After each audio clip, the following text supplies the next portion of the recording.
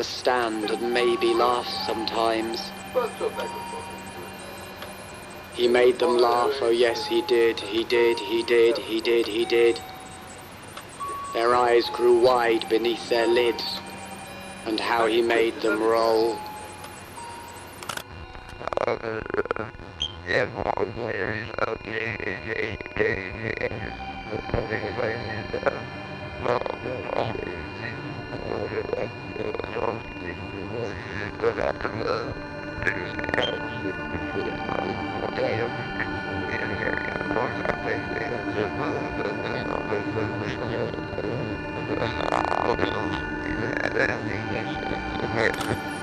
I first learned the facts from a lunatic in a dark and quiet room that smelled of stale time and space. There are no people, nothing at all like that. The human phenomenon is but the sum of densely coiled layers of illusion, each of which winds itself upon the supreme insanity that there are persons of any kind, when all there can be is mindless mirrors, laughing and screaming as they parade about in an endless dream. But when I asked the lunatic what it was that saw itself within these mirrors as they marched endlessly in stale time and space, he only rocked and smiled. Then he laughed and screamed, and in his black and empty eyes I saw for a moment, as in a mirror, a formless shade of divinity in flight from its stale infinity of time and space and the worst of all of this world's dreams, my special plan for the laughter and the screams.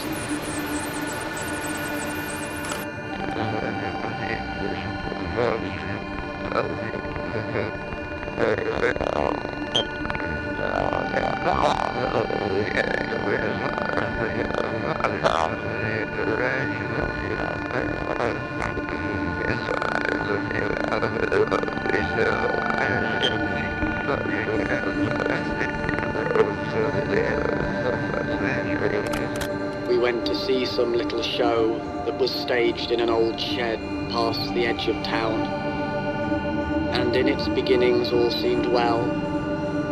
The miniature curtained stage glowed in the darkness, while those dolls bounced along on their strings before our eyes, and in its beginnings all seemed well.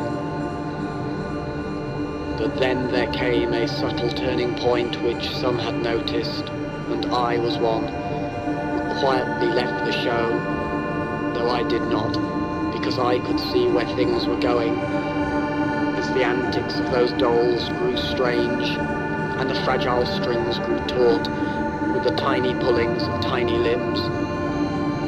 The others around me became appalled and turned away and abandoned the show that was staged in an old shed past the edge of town. But I wanted to witness what could never be. I wanted to see what could not be seen. The moment of consummate disaster, when puppets turned to face the puppet master.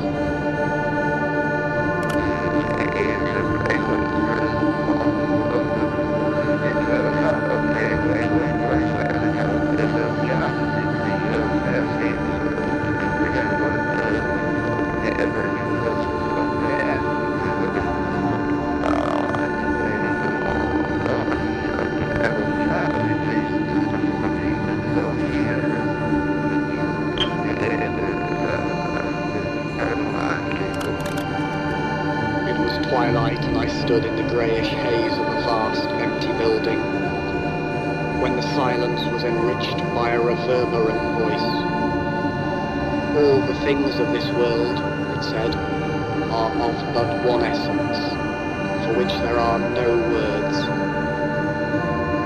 This is the greater part, which has no beginning or end, and the one essence of this world, for which there can be no words, is but all the things of this world. This is the lesser part which had a beginning and shall have an end, and for which words were conceived solely to speak of broken beings of this world, it said, the beginnings and endings of this world, it said, for which words were conceived solely to speak of. Now remove these words and what remains, it asked me, as I stood in the twilight of that vast empty building, but I did not answer. The question echoed over and over, but I remained silent until the echoes died, and as twilight passed into evening, I felt my special plan, for which there are no words, moving towards a greater darkness.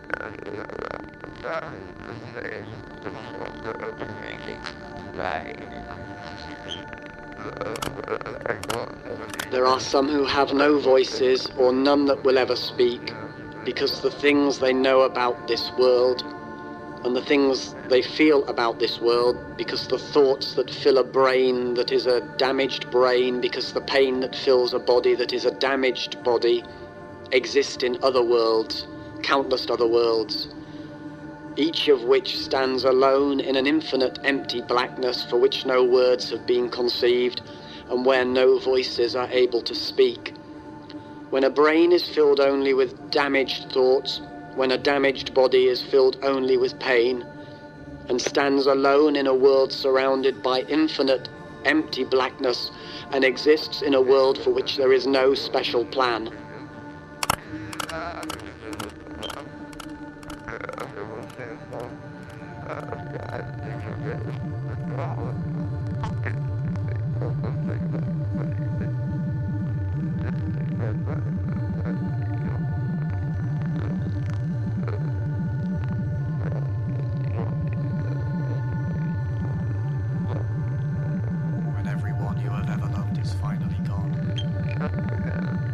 When everyone you have ever loved is finally gone, when everything you have ever wanted is finally done with, when all of your nightmares are for a time obscured as by a shining brainless beacon or a blinding eclipse of the many terrible shapes of this world, when you are calm and joyful and finally entirely alone, then in a great new darkness you will finally execute your special plan.